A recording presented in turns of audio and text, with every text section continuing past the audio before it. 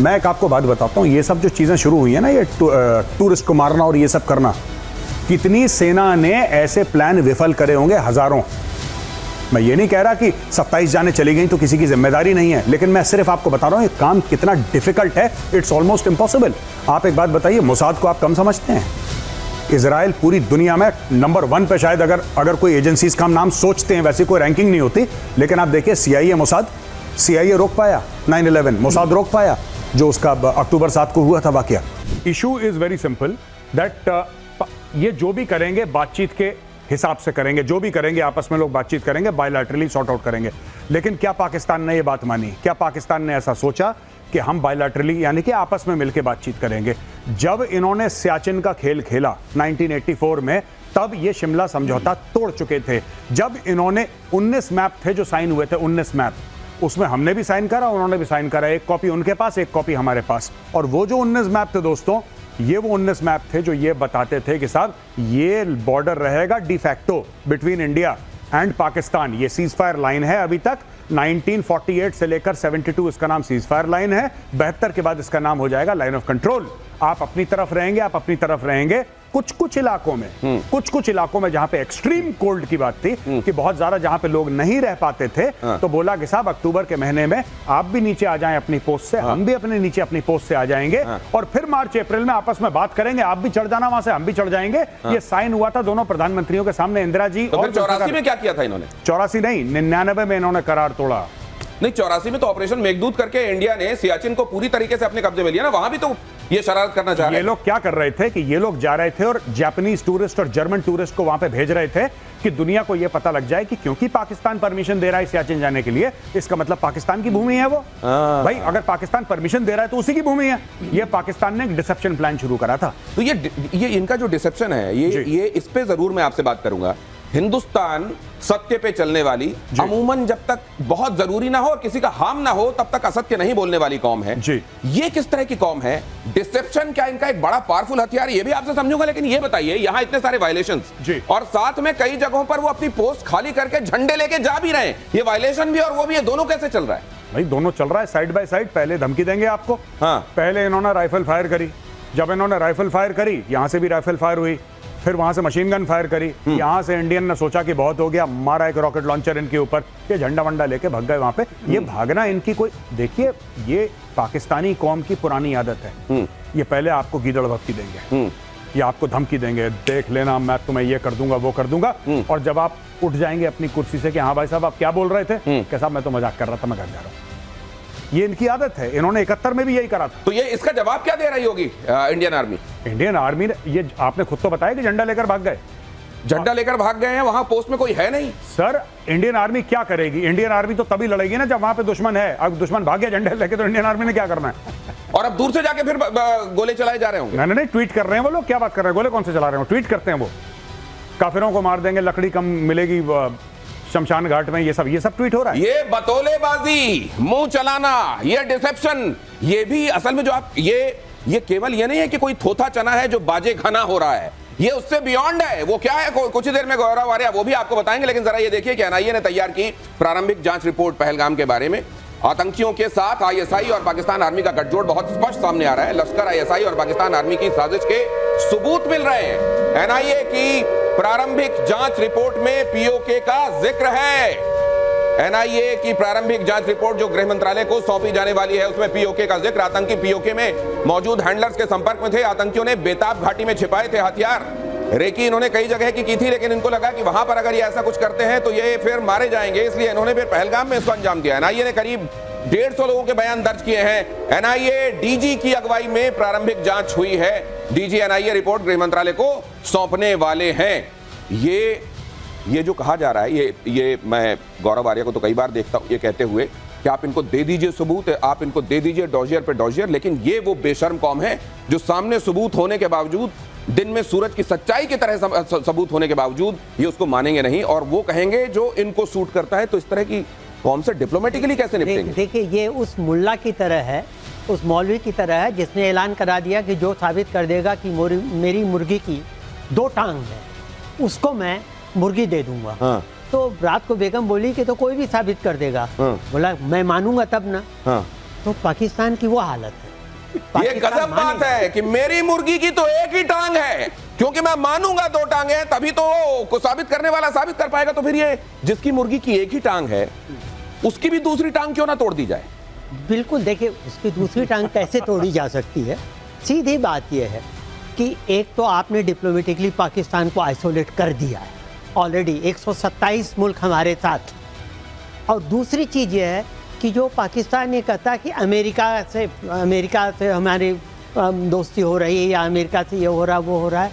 देखिए आज की डेट में पूरे एशिया में हाँ। सिर्फ भारत ऐसा देश है हाँ। अमेरिका की नज़र में जो चीन को काउंटर कर सकता है, चीन का। और इसलिए भारत के लिए, भारत जो है अमेरिका के लिए कितना अहम है बताने की जरूरत नहीं। वो होगा वो दौर जब ये कहा जाता था कि AAA पे चलते हैं, ये आर्मी पर चलते हैं, अल्लाह पर चलते हैं, अमेरिका पर चलते हैं। अमेरिका को अब इनको माइनस कर देना चाहिए। पीओके में हमास की मौजूदगी के सबूत सोर्सेज बता रहे हैं। पीओके में पहले मीटिंग हुई और फिर पहलगाम आतंकी हमला हुआ।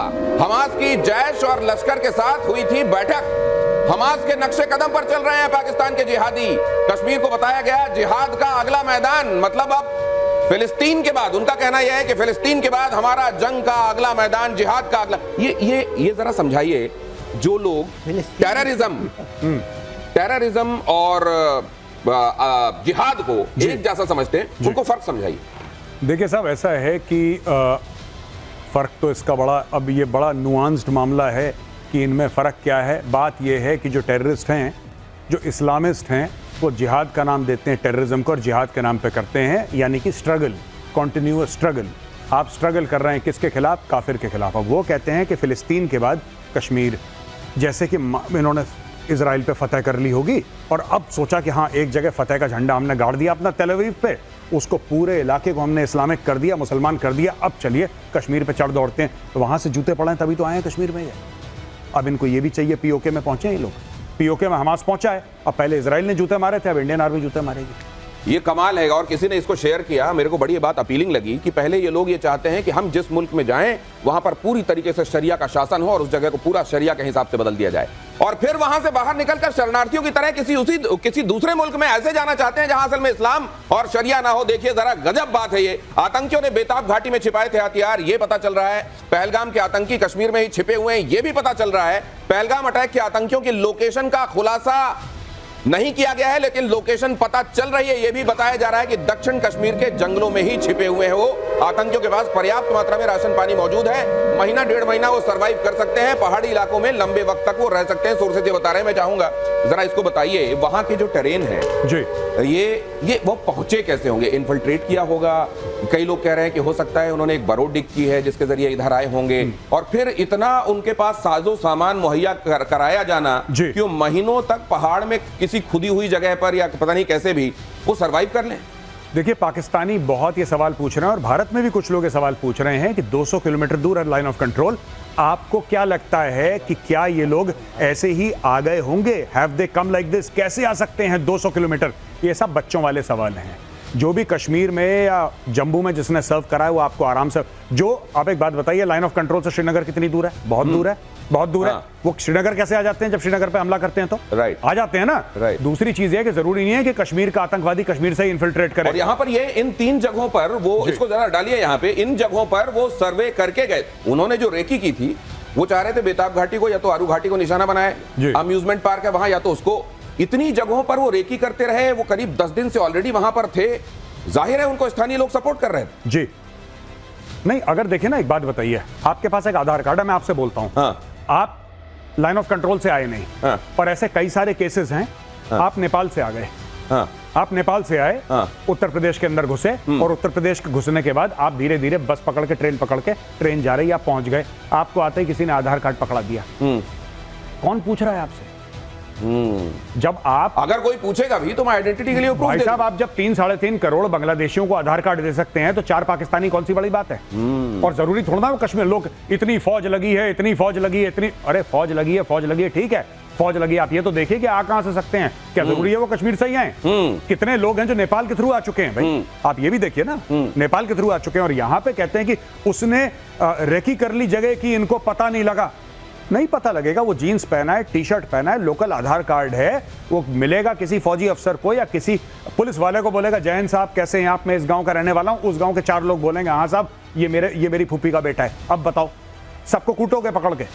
तो ये जो है without local support it can not be done. और अगर इस तरह का कोई आपको मान लीजिए शक होता है और सेना कोई कार्रवाई करती है तो ह्यूमन राइट्स चिल्लाने लगते हैं लोग। मैं वही तो कह रहा हूं कि आप जब काम करते हैं ना किसी भी जगह में, जब सेना काम करती है तो अमूमन सेना के ना दोनों हाथ पीछे बंद रहते हैं और फिर सेना से कहा जाता है कि तुम बॉक्सिंग करो और हाथ दोनों बंद हैं इसके।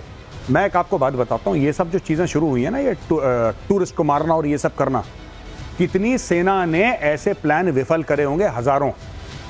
मैं ये नहीं कह रहा कि 27 जाने चली गई तो किसी की जिम्मेदारी नहीं है, लेकिन मैं सिर्फ आपको बता रहा हूं ये काम कितना डिफिकल्ट है। It's almost impossible. आप एक बात बताइए, मोसाद को आप कम समझते हैं? इजराइल पूरी दुनिया में नंबर 1 पे शायद अगर कोई एजेंसीज का नाम सोचते हैं, वैसी कोई रैंकिंग नहीं होती, लेकिन आप देखिए CIA मोसाद, CIA रोक पाया 9/11, मोसाद रोक पाया जो उसका अक्टूबर 7 को हुआ था वाकया। India Indo Pacific maritime domain awareness, ये पूरा असल में उन्होंने ये बताया कि हम क्या क्या करने वाले हैं, हिंदुस्तान को क्या क्या देने वाले हैं जिससे भारत और मजबूत होने वाला है। यहां कहा गया है दिस ऑथराइजेज फॉरेन मिलिट्री सेल्स। यहां भारत को वो डिवाइसेस जो अरेबिक सी में उसको और मजबूत बनने के लिए चाहिए थी, अमेरिका दे रहा है। एक बड़ी डील हो रही है। Indo Pacific maritime domain awareness software जी एंड रिलेटेड इक्विपमेंट। बेसिकली क्या है कि अमेरिका के बहुत ज्यादा इंटरेस्ट हैं यहाँ पे इंडो पैसिफिक में, और अमेरिका इसीलिए चाहता है, कारण क्या है कि अमेरिका चाहता है कि यूक्रेन रशिया का युद्ध खत्म हो जाए। अमेरिका क्यों चाहता है कि इजराइल और हमास की लड़ाई खत्म हो जाए? क्योंकि जब ये 2 लड़ाई खत्म होंगी तो अमेरिका का दिमाग फिर चाइना पे टोटल फोकस होगा, क्योंकि अमेरिका की नेशनल सिक्योरिटी पॉलिसी ये कहती है कि मुख्य दुश्मन चाइना है। इसलिए ये सब हो रहा है कि भारत के हाथ मजबूत करो। ये देखिए ना, अगर आपको ट्वीट दिखाएंगे, एक बार फिर से ट्वीट लाइए प्लीज, जल्दी ट्वीट से लगाइए तो मैं आपको दिखा पाऊंगा ट्वीट में। ट्वीट हाँ जी, और इसको होल्ड कीजिए प्लीज। हाँ, होल्ड कीजिए इस जगह पे। हाँ, तो purchase Indo Pacific maritime domain awareness software. Indo Pacific जब कोई भी अमेरिकन बोलता है इंडो पैसिफिक, आप मान के चलिए वो चाइना बोल रहा है। आप मान के चलिए उनका मतलब चाइना बोल इंडो पैसिफिक एक बहुत बड़ा इलाका है, it's a very big area. लेकिन अमेरिका जो चाहता है इंडो पैसिफिक में करना, जो अमेरिका ने क्वाड बनाया है, या अमेरिका ऑकस को इतना तूल दे रहा है, न्यूक्लियर सबमरीन वगैरह, उसका खेल जो इंडो पैसिफिक का है दैट इज एंटी चाइना। ये वो खेल है। ये इंडो पैसिफिक जब कहा जा रहा है तो उसको असल में आप ये समझिए कि ये चाइना की तरफ इंगित करते हुए अमेरिका कह रहा है, और इसमें असल में जब चाइना के खिलाफ ताकतवर बन रहा है हिंदुस्तान, तो पाकिस्तान वैसे ही उसमें कॉकरोच की तरह मसला जाएगा। लेकिन अब जरा यह भी देखिए, भारतीय वायुसेना की ताकत से डरा पाकिस्तान। यूपी के गंगा एक्सप्रेसवे पर एयरफोर्स ने दिखाई अपनी ताकत, रफेल समेत 7 फाइटर जेट्स ने दिखाया दम, मिराज, जगुआर, सुखोई ने पराक्रम दिखाया। भारतीय वायुसेना के एयर शो से पाकिस्तान में दहशत। यहां ये टेस्ट करने की कोशिश की जाती है कि जो आपके कन्वेंशनल वो एयर स्ट्रिप एयरपोर्ट्स हैं जहां से ये फाइटर जेट्स ऑपरेट करते हैं, क्या उसके अतिरिक्त भी वक्त पड़ने पर क्या इस तरह के हाईवेज पर भी टेक ऑफ और लैंडिंग हो सकती है? क्या मैं ठीक कह रहा हूं सर? बिल्कुल ठीक कह रहे हैं दिनेश। एक बात बस ऐड करना चाहूंगा, ये जो हम एक्सप्रेस वेज को रनवे की तरह इस्तेमाल करने की योजना बना रहे हैं, इसमें 2-3 चीजें शामिल हैं। पहली बात तो कैसे बनती है, ये ऐसा इलाका होता है जहां की एलसीएन फैक्टर्स को लोड फैक्टर बोलते हैं, सारे जहाज लैंड कर सकते हैं। अगर आज का शो आपने देखा होगा, उसमें फाइटर एयरक्राफ्ट थे, ग्राउंड टू एयर अटैक वाले एयरक्राफ्ट थे, उसमें CJ-130 सुपर हरक्यूलिस था, उसमें Mi-17 था। ये एक पैकेज होता है, जो पैकेज जाएगा इनके, हम जब अटैक करने आते हैं, ग्राउंड अटैक करने आते हैं, तो escort aircraft, combat aircraft and EW aircraft, फिर आपके जो रसद सप्लाई करते हैं, इन सब की एक पैकेज जाती है।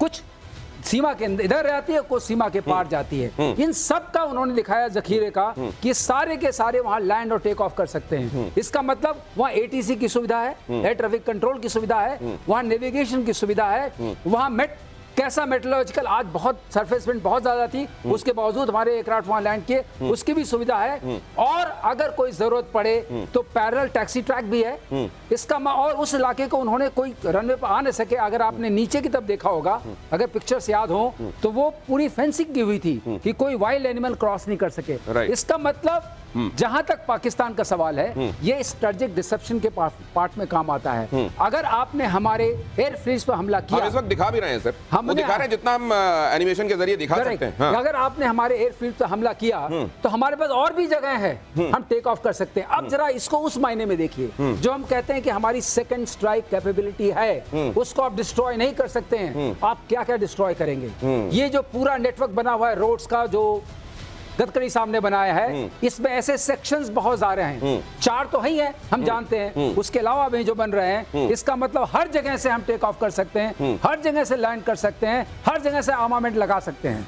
सेकंड स्ट्राइक कैपेबिलिटी, ये और जरा समझिए ये क्या होता है। ये मिलिट्री पार्लेंस में कही हुई बातों को जरा और आसान शब्दों में समझाइए, ये क्या है, क्यों जरूरी है हमारे लिए एक्सप्रेसवेज और इनके जरिए ये तमाम इंफ्रास्ट्रक्चर के साथ जो हमारे एयरफोर्स का सपोर्ट मिलता है। देखिए, सेकंड स्ट्राइक कैपेबिलिटी जब हम बात करते हैं, दैट इज जनरली जब न्यूक्लियर वॉर के बारे में बात, जी कि अगर बिल्कुल, किसी ने पहले इस्तेमाल, क्योंकि हिंदुस्तान नहीं करेगा पहले इस्तेमाल, जी, जो कि गलत है, जो कि गलत है। और ज्यादातर आप जैसे लोग कहते हैं कि नहीं, ये हमको कम से कम ऐसे धूर्त देशों के साथ टैकल करते हुए हमको ये संकल्प नहीं रखना ये कि चाहिए। हम सिर्फ रिस्पांस में करेंगे, ये गलत है। ये पॉलिसी हमें चेंज करने की जरूरत है। ये मेरी व्यक्तिगत राय है। दूसरी चीज ये है कि सेकंड स्ट्राइक एसेंशियली क्या होता है कि अगर अटैक हुआ और आपके ऊपर है, आपने करा, दूसरे ने करा, तो आपके बेसिक प्लेटफॉर्म अगर आपका खत्म हो जाता है तो you have some other way of launching another nuclear strike. एक दूसरी न्यूक्लियर स्ट्राइक लॉन्च करने का आपके पास एक सेकेंडरी प्लेटफॉर्म होता है।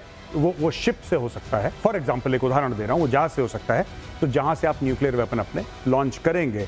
और जो एयर स्ट्रिप में, जैसा कि सर ने अभी बताया, एयर स्ट्रिप में जो आपके हाईवेज हैं, तो basically you are using the highways as an air strip. क्योंकि कभी कभी ये भी होता है कि sir correct me if I am wrong, कभी खराब हो गई एयर स्ट्रिप, बॉम्बिंग कर दी दुश्मन ने, उसको वो कर दिया, या कहीं और आपको रुकना है। वही जो क्रेटरिंग अगर आपने कर दी हमारे एयरफील्ड की, जिनकी जरूरत थी, बिल्कुल, तो हमें पता। और आप एक और गौरव आप बता सकते हैं अच्छी तरीके से कि ये जो स्ट्रिप्स हम इस्तेमाल कर रहे हैं, ये हमारी वेस्टर्न नेबर को और नॉर्दर्न नेबर के दोनों के प्रॉक्सिमिटी में है जी, और ऐसे इलाके में है जहां हमें पता है कि हम रेयर रोड हैं, वहां ग्राउंड फोर्सेस को ला करके हमें उसको हैंडल करना, प्रोटेक्ट कर सकते हैं। हाँ, तो ये कुछ चीजें जो कही जा रही हैं वो कोडेड है, मैं आपको और आसानी से समझा देता हूं कि ये जो एक्सप्रेसवेज हमारे हैं, ये चाइना की कॉलर भी पकड़ सकते हैं और पाकिस्तान को भी सही वक्त पर आंखें दिखाने के ये काम आएंगे। ये इसलिए बहुत महत्वपूर्ण है। एक चीज मैं आपको इंटरप्ट कर रहा हूं, सॉरी। अब आप ये सोचेंगे साहब कि उत्तर प्रदेश में गंगा एक्सप्रेसवे पे आप राफेल लैंड कर रहे हैं, चाइना इतनी दूर है, पाकिस्तान इतनी दूर है, उत्तर प्रदेश में क्यों कर रहा है? एक सवाल हो सकता है। ये दूर आपके मेरे लिए, राफेल के लिए दूर नहीं है। ये आप समझ, राफेल के लिए कुछ मिनटों का खेल है, बिकॉज जिस स्पीड पे राफेल जाएगा, more than 1500 kilometre per hour, तो कुछ मिनटों के अंदर वो पहुंच सकता है। यहां से बगल में हरियाणा है, हरियाणा पार करके पंजाब, वहां पे पाकिस्तान, या यहां से Rajasthan, Pakistan. For them, for a Rafale it's a minor issue, for a Sukhoi it's a minor issue. इतनी को बड़ी बात नहीं हमें लगता है। ये जो आप राफेल के बारे में बता रहे हैं, मैं आ रहा हूं सर आपके पास। राफेल के बारे में जो आप बता रहे हैं, उसमें तो ये भी है मुमकिन कि वो अपनी उसी ऊंचाई पर ऊपर उठे, उसको जो ऑपरेट करना है वो करे और फिर वापस आकर लैंड कर जाए। हाँ। उसके लिए तो ये भी जरूरी नहीं है कि वो करीब तक पहुंचे। जी बिल्कुल, ये इनके पास जो बियॉन्ड विजुअल रेंज की मिसाइल्स हैं, या इनके पास मिसाइल्स हैं, जैसे अभी एयरफोर्स ने टेस्ट करा है, ब्रह्मोस मिसाइल को सुखोई पर डाला है और उसका 3 से लेकर 400 किलोमीटर का रेंज है। और अब ये कह रहे हैं कि अगले फेज में एक सुखोई के ऊपर 4-4 ब्रह्मोस, अभी एक का 4-4 ब्रह्मोस। अब आप ये समझ लीजिए कि दे आर फ्लाइंग, ये इंटरनेशनल बॉर्डर के पास या लाइन ऑफ कंट्रोल के पास ये घूम रहे हैं हमारे सुखोई। यहां से फायर करके 400 किलोमीटर पाकिस्तान के अंदर किसी चीज को डिस्ट्रॉय कर सकते हैं बिना इंटरनेशनल बॉर्डर क्रॉस करे या पाकिस्तानी एयर स्पेस में गए हुए।